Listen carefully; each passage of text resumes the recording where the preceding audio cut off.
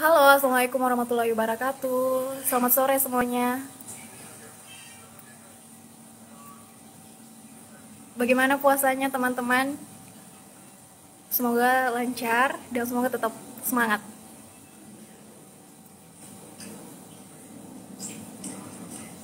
Bagaimana suara saya kedengaran, Ji?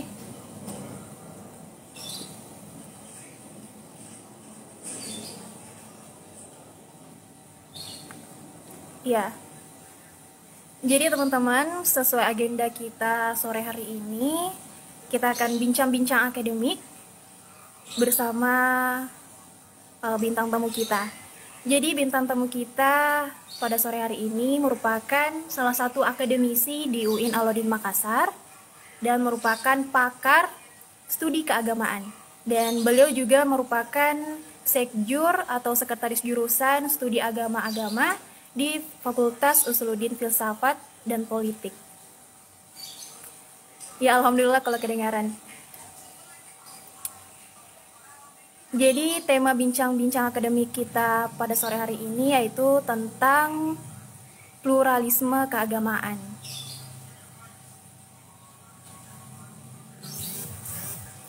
Jadi teman-teman, sebelum kita undang bintang tamu kita,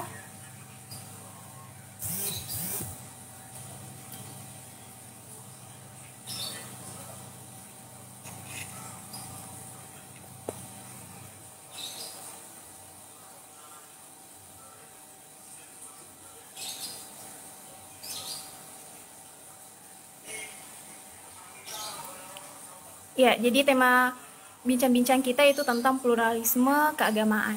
Nah, untuk lebih lanjut dan lebih dalam mengulas bagaimana sih kondisi keberagaman agama di Indonesia, saya mungkin langsung saja undang bintang tamu kita, yaitu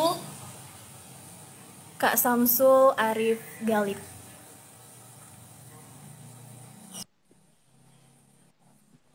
Halo, Halo, Assalamualaikum. Assalamualaikum. Waalaikumsalam. Eh, wa- oke, Waalaikumsalam. Terima kasih, Hikmah, udah Iya, diundang sama. bergabung. Iya, sama-sama, Kak. Bagaimana, Kak, kabarnya hari ini? Alhamdulillah. Ini karena forum ya, agak kesannya UIN, jadi harus pakai simbol-simbol agama ya. Iya. Alhamdulillah. Bagaimana puasanya, Kak? Lancar? Katanya puasa itu ibadah yang private, Oh, jadi cukup. iya, oke, Kak. Jadi teman-teman, kita sudah kedatangan bintang tamu kita dan beliau juga sudah bergabung, yaitu Kak Samsul Arif Galib, biasa disapa Kak Sam. Betul, Kak? Kak Sam? Ya, betul-betul. Oke, Meskipun Kak Sam. meskipun sebagian orang mungkin merasa apa kaitannya Syamsul sama Sam, tapi kemudian ceritanya panjang sampai ke sana. Tapi iya, memang sering dipanggil Sam. Iya. Jadi teman-teman, menurut riwayat studi beliau, beliau pernah mendapatkan beasiswa di Community College Initiative Program di Everett Community College di Amerika Serikat tahun 2010 sampai 2011. Betul, Kak? Ya, betul. Oh ya, Kak. Mungkin langsung saja, Kak, kita masuk di bincang-bincang kita pada hari ini. Um, Iya, oh, pengalamannya Kakak nih, selama kuliah di luar negeri sama perbedaan pada saat kuliah di luar negeri sama melaksanakan studi di UIN Alauddin Makassar. Mungkin bisa share nih Kak, bagaimana pengalaman-pengalamannya? Oke, terima kasih Hikmah. Selamat sore buat teman-teman semua yang hadir hari ini. Terima kasih buat Wasilah yang menginisiasi kegiatan ini.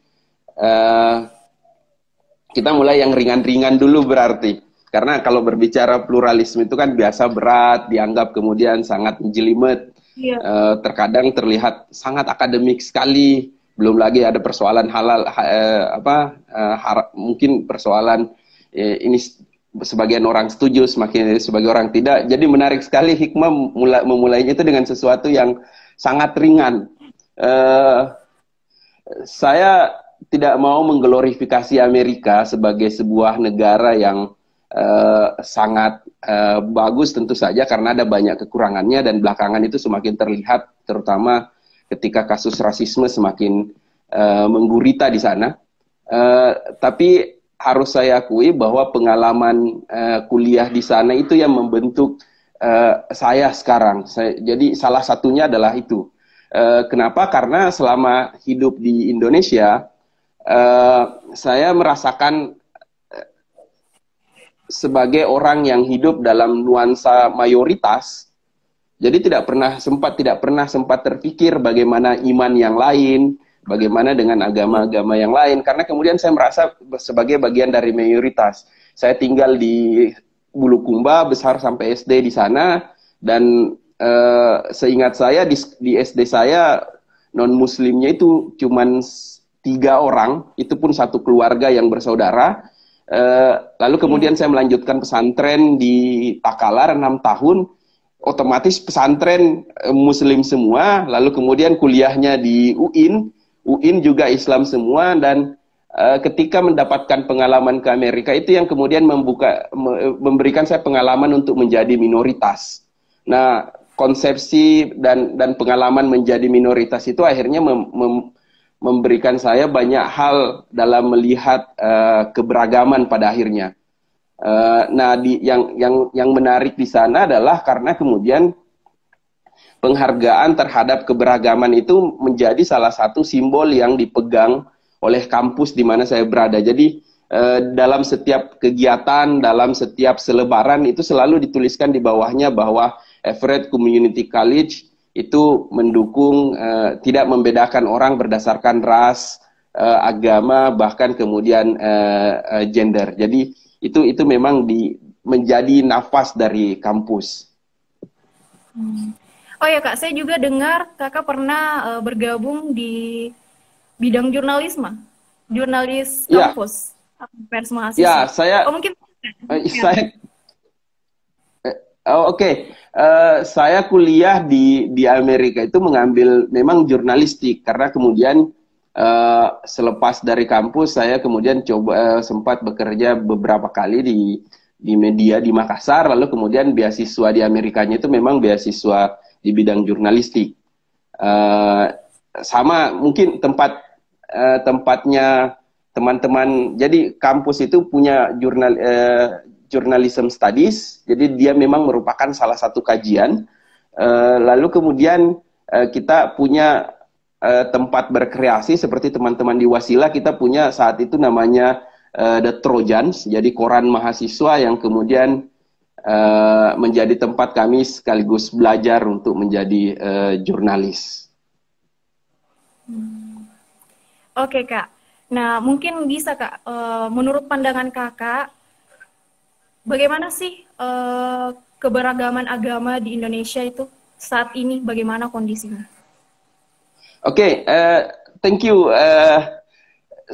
Mungkin sebelum saya sampai ke sana penting untuk kemudian menurut saya menjelaskan dulu apa itu pluralisme agama.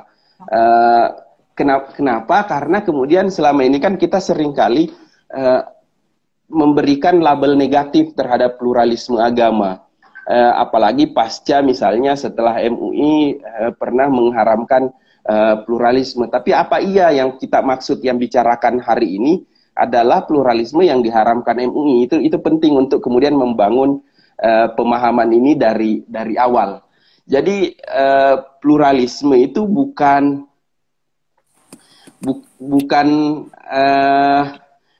paham yang menganggap bahwa semua agama itu sama.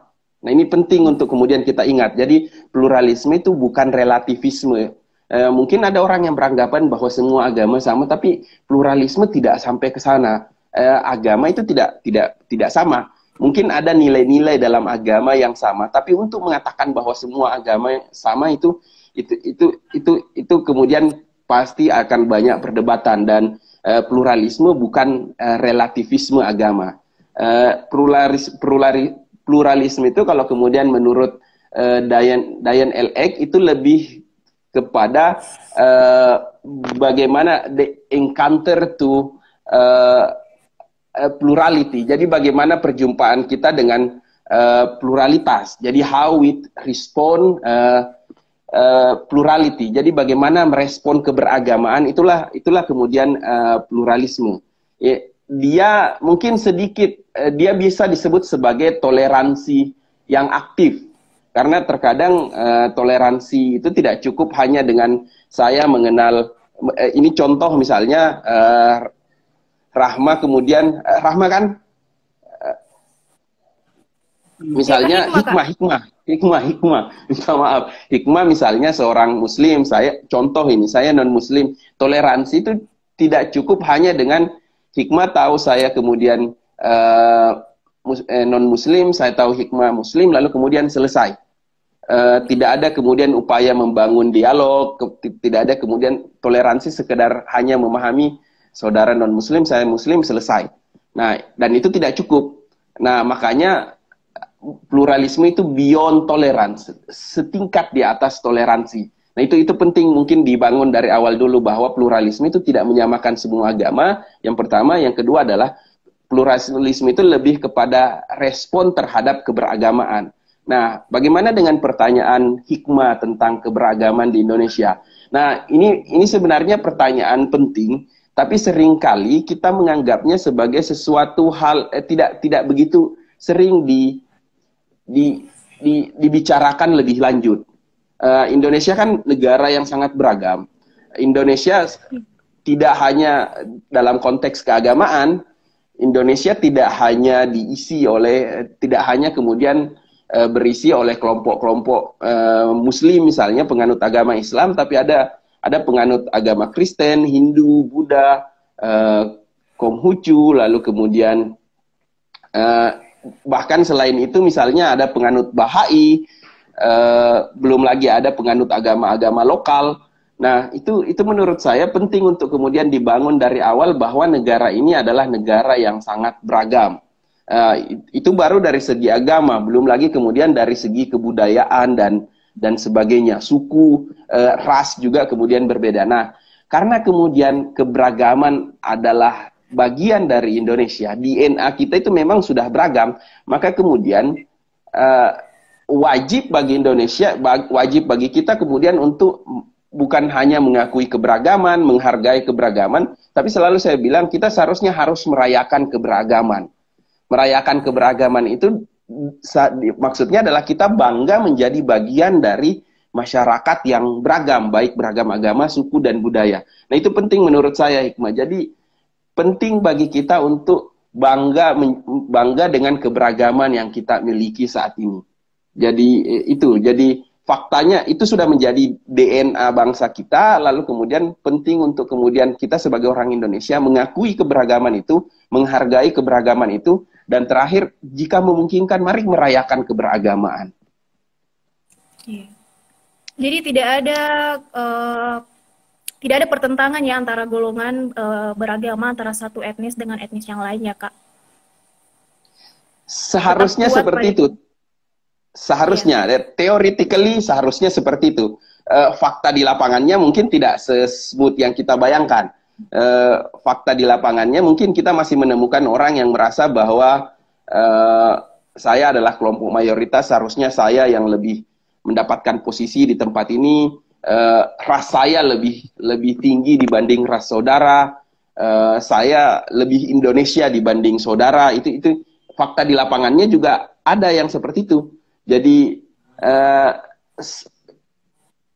apa yang seharusnya dengan fakta yang ada di lapangan itu mungkin masih perlu kemudian kita perbincangkan lebih lanjut.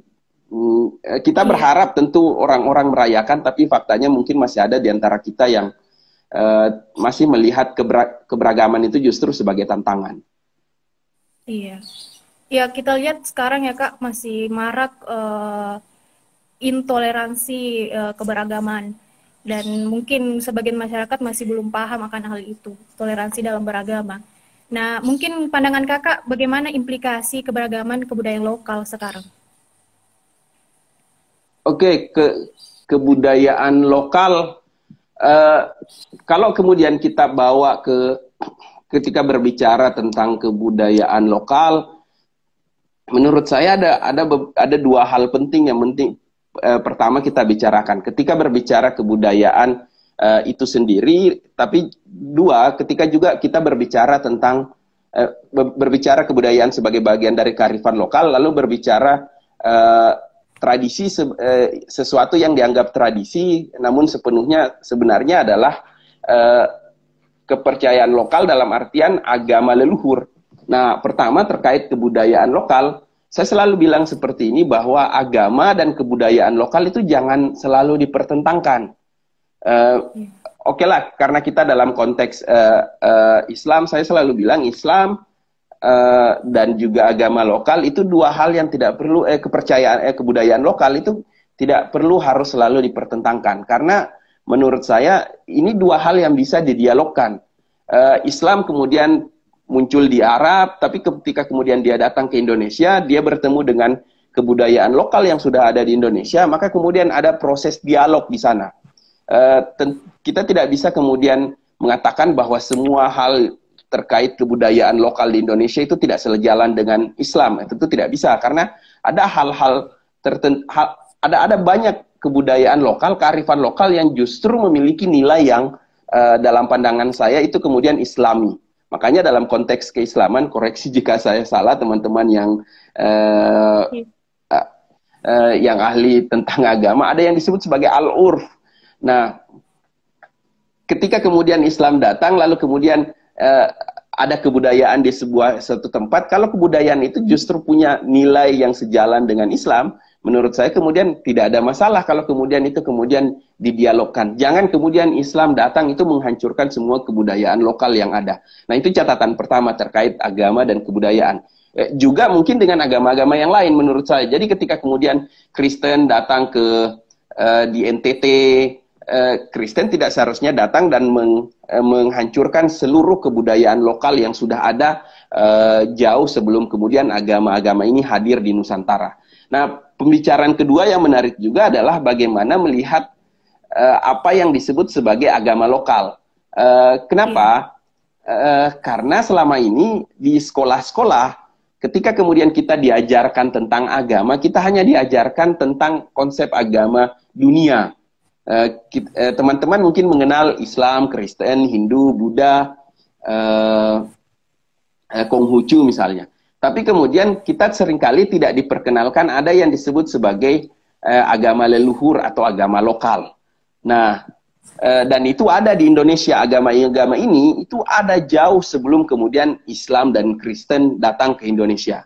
Nah, dan ketika kalau berbicara sejarah bangsa kita, ada masa di mana kemudian kelompok penganut agama lokal ini menjadi kelompok yang kemudian termarginalkan, mendapatkan persekusi. Nah, kita beruntung sekarang karena kemudian negara setidaknya sudah mengakomodir agama lokal sehingga mereka diakui sebagai sebuah kepercayaan. Setidaknya di KTP mereka bisa menuliskan penghayat kepercayaan.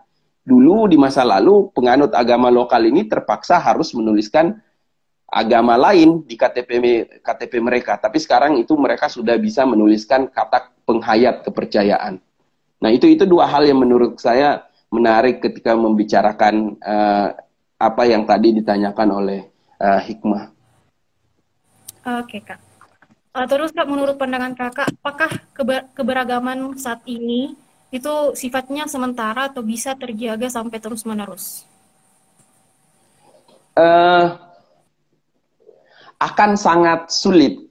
Kalau kemudian, apakah kemudian Indonesia ini bisa menjadi negara yang monokultur, berubah dari negara yang sudah sangat multicultural seperti saat ini? Menurut saya akan sangat sulit untuk mengubahnya, dan pertanyaannya untuk apa juga kemudian kita memaksakan negara ini menjadi negara yang hanya memiliki satu macam kebudayaan. Justru memaksakan kebudayaan, memaksakan negara yang sudah multikultur ini menjadi negara yang menjadi hanya satu kultur, itu justru menurut saya itu justru akan men-trigger konflik yang ada. Jadi alih-alih memaksakan menjadi satu kultur, mari kita merayakan keberagaman yang memang sudah ada, dan saya yakin itu akan tetap bertahan lama. Indonesia dengan keberagamannya ini akan tetap bertahan lama. Oke Kak, kan kita baru-baru dikagetkan dengan kejadian kemarin yang tentang bom bunuh diri di gereja katedral. Nah, menurut Kakak sendiri sebagai pakar studi keagamaan, bagaimana Kak memandang hal tersebut?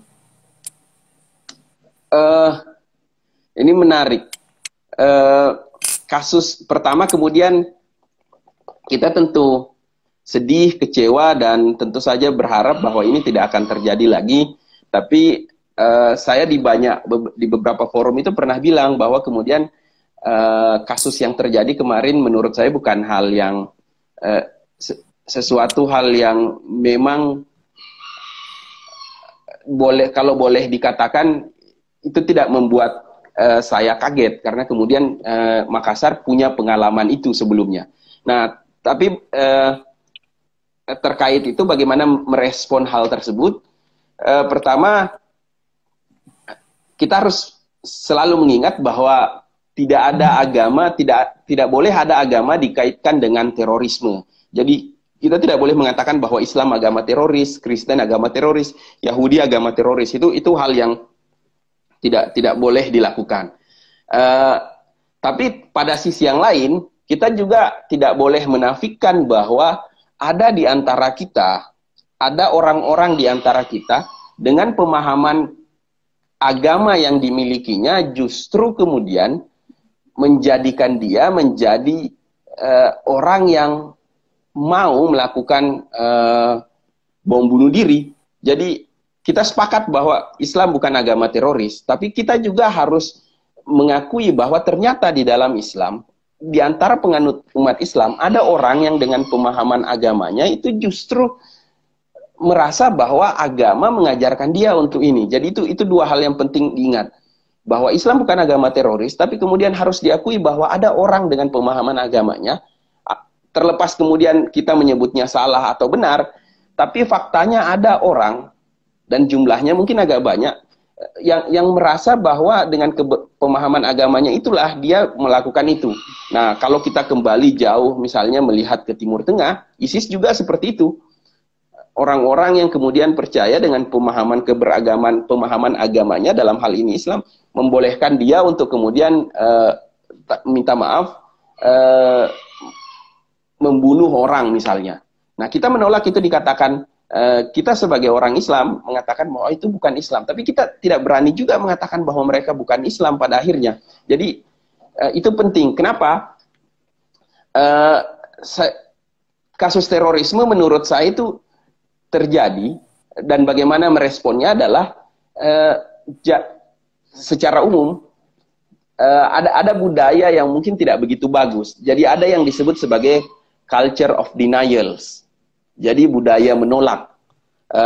Misalnya Setara Institut dan beberapa lembaga itu biasa kalau tidak salah Setara Institut dan beberapa lembaga lainnya kan biasa mengeluarkan hasil survei tentang daerah-daerah dengan tingkat intoleransi yang tinggi. Nah, biasanya kita yang daerahnya masuk dalam kota dengan tingkat intoleransi yang tinggi itu kan selalu marah. Masa kemudian kota kita dianggap kota yang intoleran? Kenapa kemudian, dan ini biasa terjadi, kenapa justru kota-kota toleran itu selalu kota-kota non-muslim? Kenapa Bali? Kenapa Manado? Nah, kita selalu menolak itu. Nah, padahal ini kan hasil dari sebuah kajian ilmiah. Nah, itu yang pertama. Seharusnya kemudian kita tidak menolaknya, tapi kemudian justru memberikan respon balik. Lantas apa yang kita lakukan agar kemudian kita bisa menjadi kota yang toleran? Nah, itu yang pertama. Culture of denials yang kedua itu yang terkait tadi. Kita menolak bahwa ini tidak ada kaitannya dengan agama. Setelah itu kemudian betul-betul tidak mau membicarakannya. Padahal kemudian seharusnya kita sepakat bahwa terorisme bukan bagian dari agama. Lalu kemudian Tapi kita harus mengakui bahwa ada orang dengan pemahaman agama justru membawa agama sebagai alasan dia untuk kemudian melakukan teror. Nah, ini agak panjang, Hikmah. Jadi, nah, Iya. lantas apa yang mendrive seseorang untuk kemudian terlibat seperti ini? Kalau menurut saya adalah karena pemahaman agama yang mungkin orang menyebutnya eksklusif.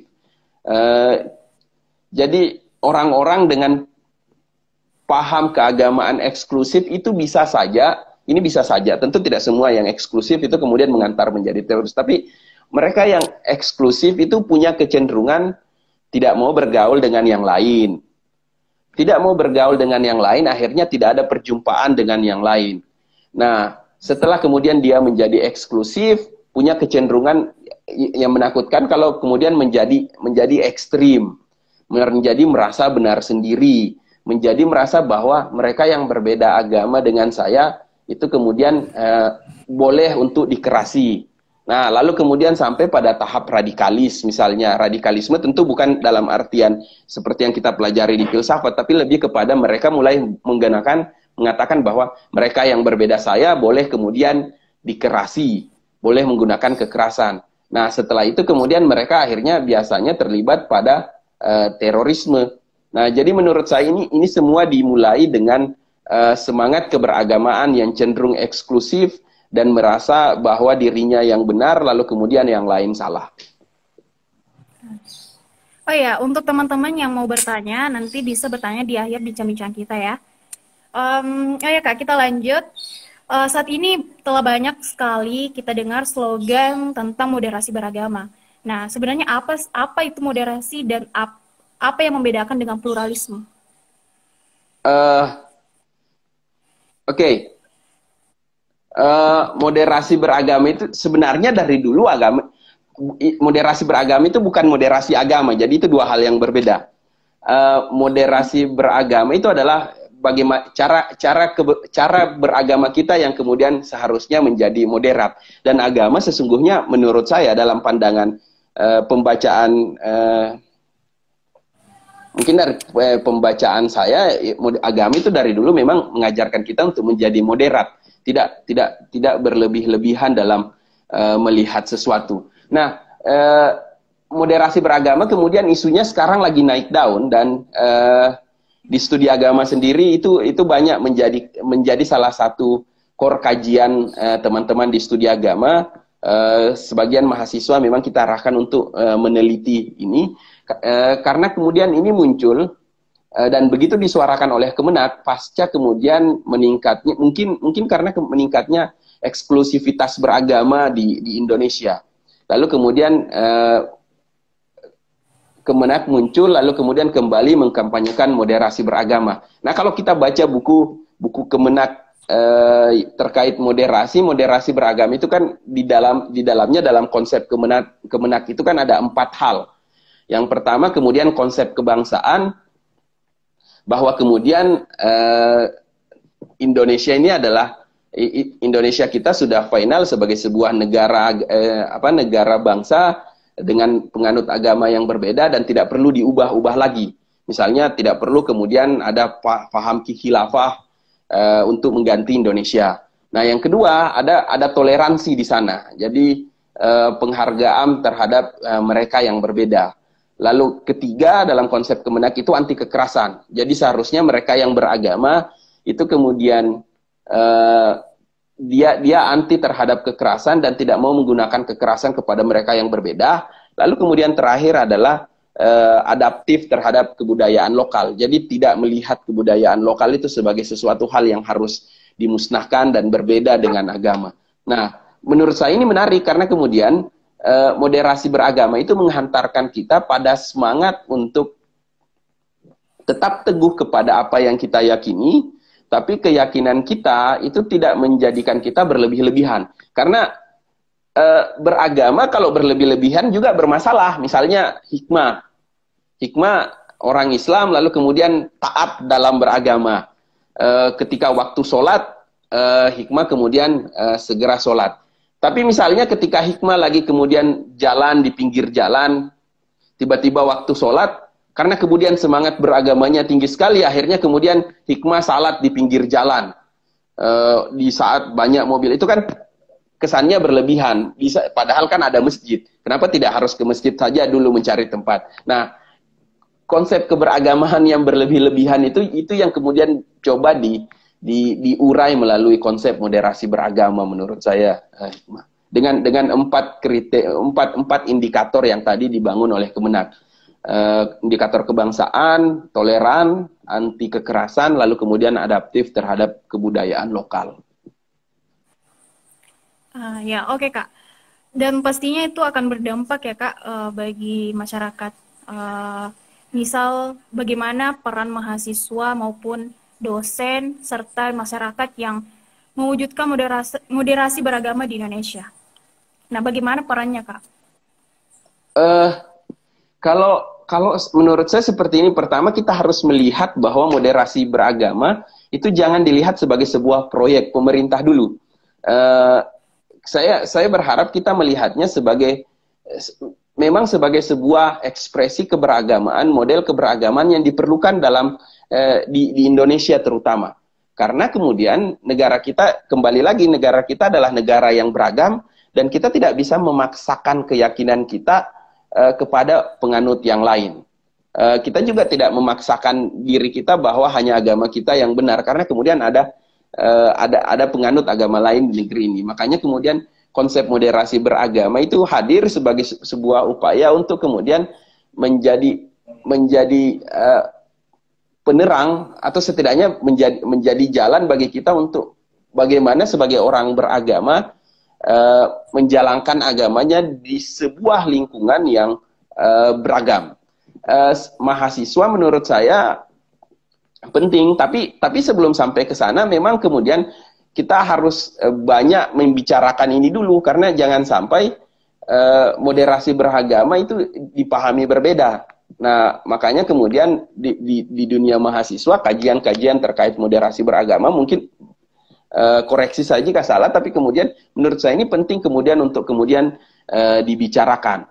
Nah, kedua, moderasi beragama itu seharusnya tidak hanya sebagai kata benda dalam artian sebuah konsep, tapi kemudian dia harusnya menjadi kata kerja.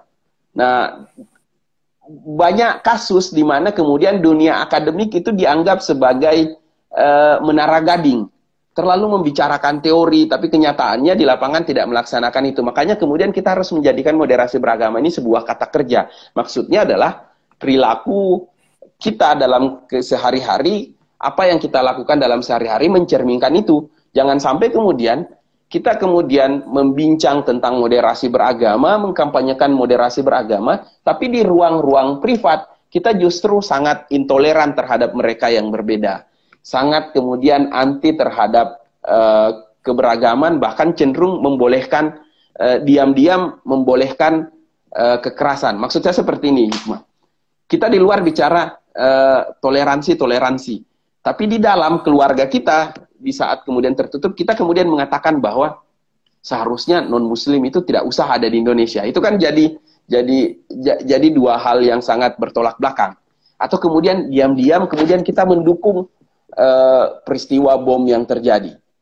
Padahal di luar kita berbicara moderasi. Jadi itu penting menjadikan moderasi itu sebagai kata kerja, dalam artian menjadikan moderasi sebagai betul-betul menjadi bagian dari apa yang kita laksanakan sehari-hari. Oke Kak. Jadi teman-teman itu tadi panjang penjelasan dari Kak Syam terkait mulai dari pluralisme, ke toleransi, agama lokal, sampai kepada moderasi beragama. Nah, mungkin teman-teman ada yang ingin bertanya terkait tema kita pada sore hari ini. Saya tadi lihat ada, ya teman-teman bisa tulis pertanyaannya di kolom chat.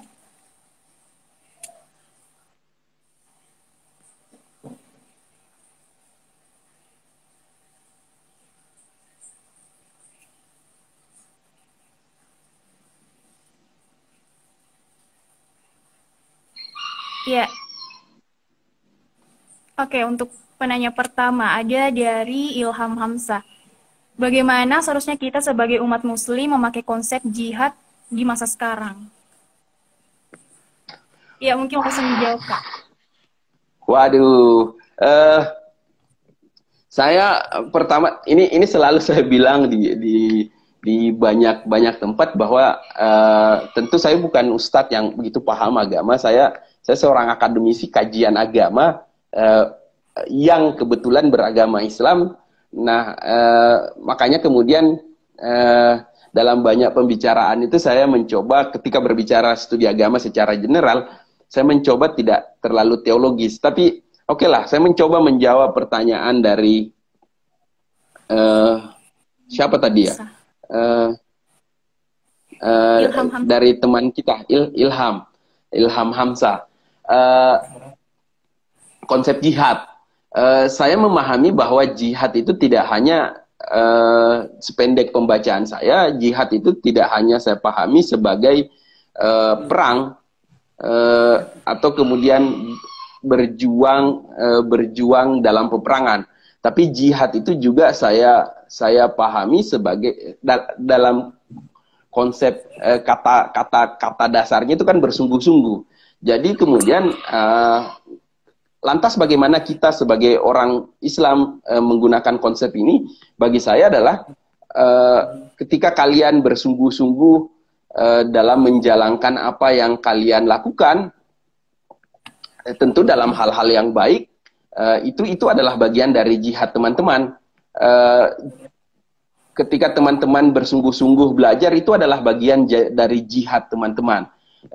Kedua, jihad tidak selalu harus identik dengan kekerasan.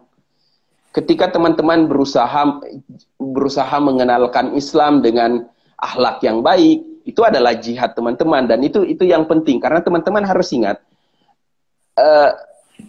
selama hidupnya dan ini seringkali kita terlupa bahwa selama hidupnya Nabi dalam banyak kasus itu justru Nabi dalam sejarah hidupnya tidak dipenuhi oleh sejarah perang. Justru sejarah hidup Nabi itu terlibat peperangan itu hanya beberapa persen.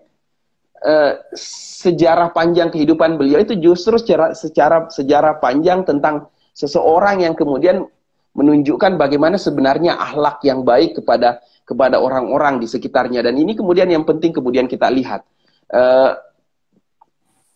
Saya selalu cerita bahwa kemudian Nabi dalam banyak kasus adalah contoh ketika kemudian dia dikasari, kemudian beliau disakiti, yang dilakukan bukan mengkasari balik, bukan kemudian menyakiti balik, tapi justru kemudian mendoakan, justru kemudian menjadi orang yang membalasnya dengan kebaikan.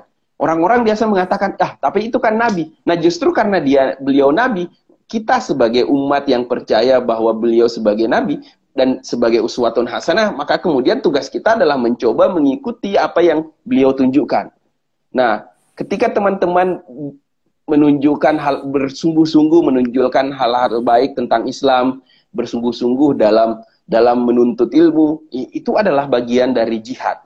Jadi jihad jangan selalu dimaknai perang, jangan selalu dimaknai oleh kekerasan. Karena saya agak takut kalau kemudian jihad dilekatkan selalu dengan Islam, jihad lalu kemudian kita bangun imajinasinya bahwa selalu dengan kekerasan, saya khawatir agama kita itu kemudian diberikan label sebagai agama yang cenderung pro terhadap kekerasan. Padahal kita tentu tidak ingin itu terjadi. Islam, saya selalu percaya bahwa kemudian Islam adalah mungkin karena saya besar dari sebuah keluarga yang beragama Islam, saya percaya bahwa agama ini adalah agama yang dipenuhi oleh kedamaian. Kata Islam sendiri kan itu berasal dari kata damai, dan setiap hari dalam salat teman-teman itu kan teman-teman selalu menyebutkan itu sebagai kedamaian. Setiap salat berapa kali kemudian teman-teman mengumandangkan kata damai, damai, damai. Jadi itu penting menurut saya. Jangan membawa jihad itu lekat dengan kekerasan dan perang. Apalagi di saat sekarang di mana kemudian misalnya kita di Indonesia dan tidak perlu perang. Lah, enggak usah kemudian kita membangun narasi perang terus-menerus. Lah, perangnya mau dengan siapa kalau kita kemudian damai-damai saja? Mungkin demikian hikmah. Iya, Kak. Oke, lanjut, Kak. Pertanyaan kedua. Oke. Kenapa Pertanyaan kedua apa, Dek? Aldi Saputra? Kenapa Rasulullah SAW datang untuk menentang berbagai budaya atau keyakinan yang ada di Mekah? Sampai di mana keberhasilan pluralisme dalam upaya kemajuan atau peningkatan suatu peradaban? Oke, tentu ini yang kemudian saya bilang tadi di awal, bahwa kemudian ketika agama datang, agama tidak harus kemudian selalu menghancurkan kebudayaan. Kasus kemudian di Mekah misalnya, kenapa Nabi hadir lalu kemudian beberapa menentang kebudayaan yang ada, itu karena kemudian dalam sependek pemahaman saya, karena kebudayaan yang saat itu adalah kebudayaan yang justru tidak memanusiakan manusia. Misalnya dalam artian seperti ini, di masa itu masih ada konsep ketika kemudian kita dengar sejarah bagaimana kemudian perempuan diperlakukan tidak adil, lalu kemudian bagaimana sebagian orang-orang Quraisy justru ketika anaknya perempuan, anaknya kemudian dikubur hidup-hidup. Itu kan kebudayaan yang sesungguhnya tidak sejalan dengan kemanusiaan. Dan kita selalu percaya bahwa agama hadir untuk kemanusiaan. Itu yang kemudian dicoba ditentang oleh Nabi. Kebudayaan yang merasa bahwa klan ini lebih superior dari klan ini, Nabi kemudian datang dan mengatakan bahwa sesungguhnya kita semua sama di mata Tuhan. Yang membedakan kita adalah takwanya. Itu yang coba dibangun Nabi. Bukan kemudian menghancurkan seluruh kebudayaan yang sudah ada, tapi ada budaya-budaya yang dilaksanakan oleh orang-orang Mekah yang justru kebudayaan yang dilaksanakan itu, hal-hal yang dilakukan itu bertentangan dengan nilai-nilai kemanusiaan. Itu yang kemudian coba di-counter oleh Nabi. Nah, itu menurut saya apa yang terjadi di Mekah. Lalu pertanyaan kedua terkait sejauh mana pluralisme ini untuk kemudian peningkatan peradaban. Peningkatan suatu peradaban. Kalau saya seperti ini, Aldi, kalau kita berbicara tentang core inti dari pluralisme itu kan adalah bagaimana kita merespon perbedaan. Jadi kita tidak hanya toleran, tapi kemudian bergaul dengan mereka, lalu membangun dialog dengan mereka, dan jika memungkinkan kerjasama, kita harus bekerja sama. Nah, contoh di mana kemudian saya selalu koreksi saya, tapi kemudian kalau kita membaca sejarah peradaban Islam, di masa lalu Islam pernah sangat berjaya. Ketika kemudian masa di mana kemudian kebudayaan Islam begitu megah di Baghdad, lalu kemudian di Spanyol, di masa lalu di Andalusia, ada dua inti menurut saya kenapa keberagaman peradaban Islam saat itu begitu maju. Pertama adalah karena kemudian penghargaan terhadap ilmu pengetahuan. Jadi penghargaan terhadap ilmu pengetahuan saat itu, maka kemudian kalau kita membaca sejarah,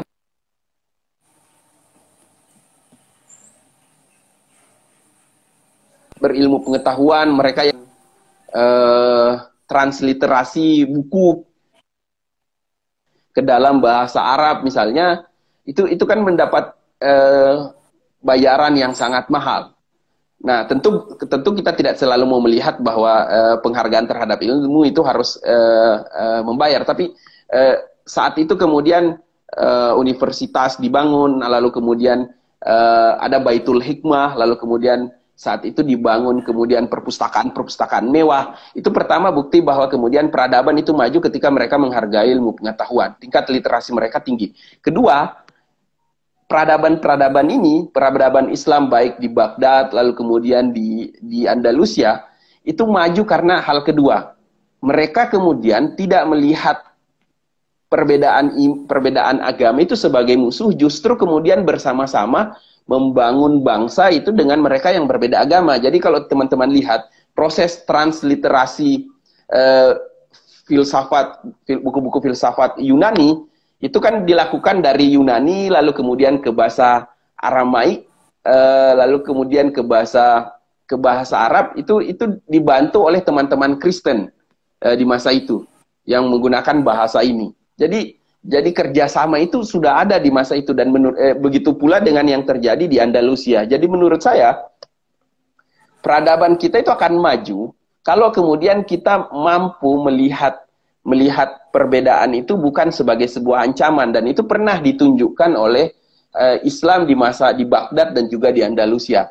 Dan yang terpenting kalau kemudian kita melihat keberagaman itu sebagai bukan bagian dari ancaman, kita tidak perlu harus menghabiskan banyak energi dan tenaga untuk berkelahi hanya untuk mencari siapa sebenarnya kemudian identitas yang paling unggul, ras yang paling unggul, agama yang paling unggul. Nah, itu menurut saya nih. Dia inti sekali dari kita tidak mungkin membangun sebuah peradaban kalau kemudian masyarakatnya kacau. Nah, salah satu upaya untuk mencegah kekacauan itu adalah membangun semangat pluralitas, membangun semangat pluralisme, bahwa kemudian setiap kita berbeda, setiap dari kita unik, dan penting bagi kita untuk menghargai keberagaman masing-masing, identitas masing-masing, dan jika memungkinkan mari membangun kerjasama. Ya, oke Kak.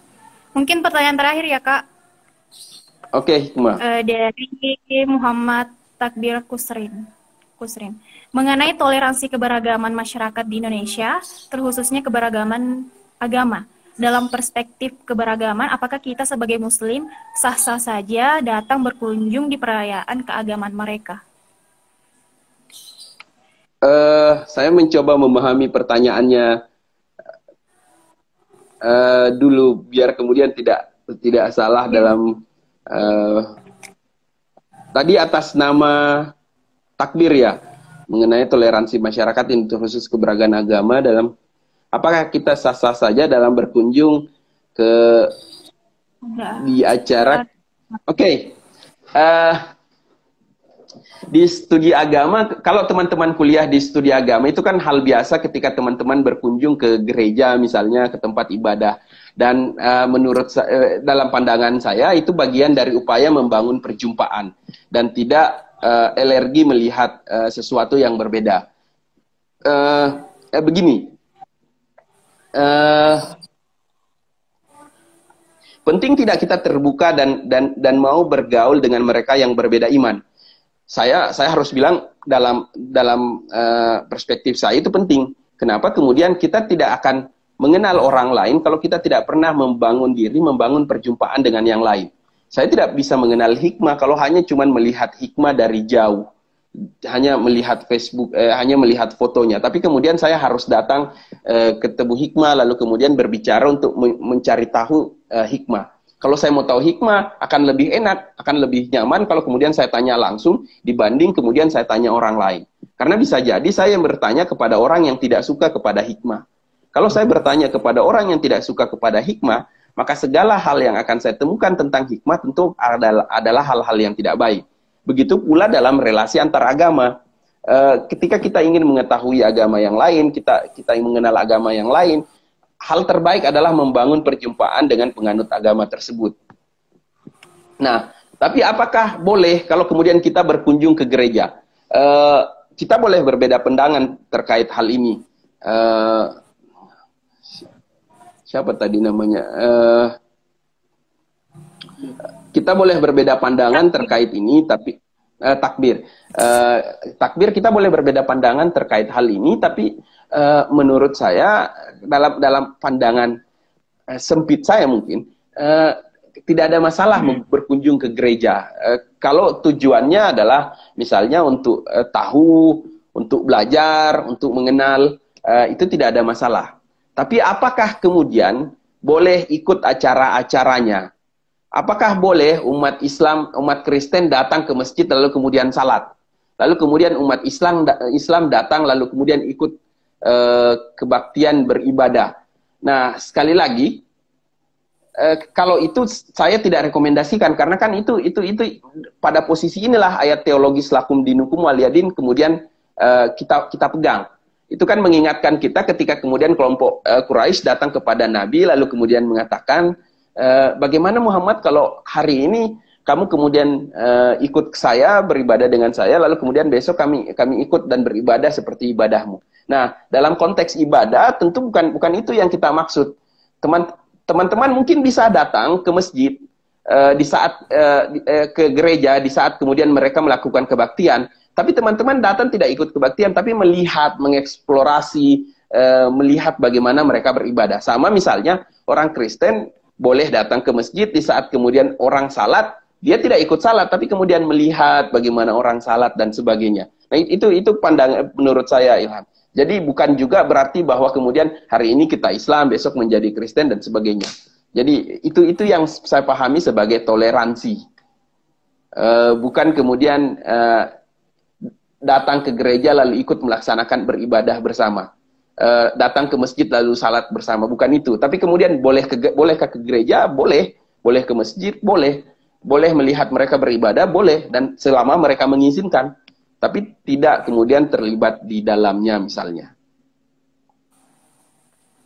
Tapi itu Iya, pemahaman saya dan mungkin kita berbeda. iya Kak, kayaknya waktu sudah mendekati buka puasa. Ya mungkin itu tadi pertanyaan terakhir terkait bincang-bincang akademik kita pada sore hari ini. Dan saya ucapkan terima kasih buat Kak Sam atas Thank you. atas waktunya pada hari ini, meluangkan waktunya bincang-bincang bersama kami. Dan mungkin intisari dari saya selaku host, mungkin pluralisme merupakan konsep bernegara yang harus kita terapkan di negara Indonesia, dan kita sebagai masyarakat beragama seharusnya kita terapkan konsep moderat, dan sebagai masyarakat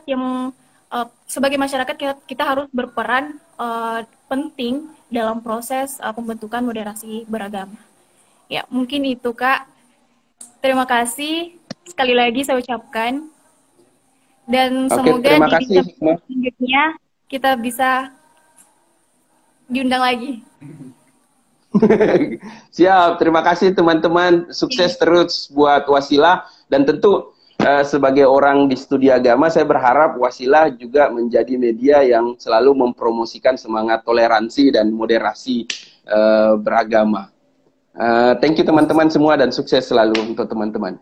Ya, amin. Amin. Makasih banyak, Kak. Selamat menunaikan ibadah Siap, puasa. sip. Ya, mungkin sekian teman-teman. Kalau ada kekurangan mohon dimaafkan. Wassalamualaikum warahmatullahi wabarakatuh. Waalaikumsalam warahmatullahi wabarakatuh.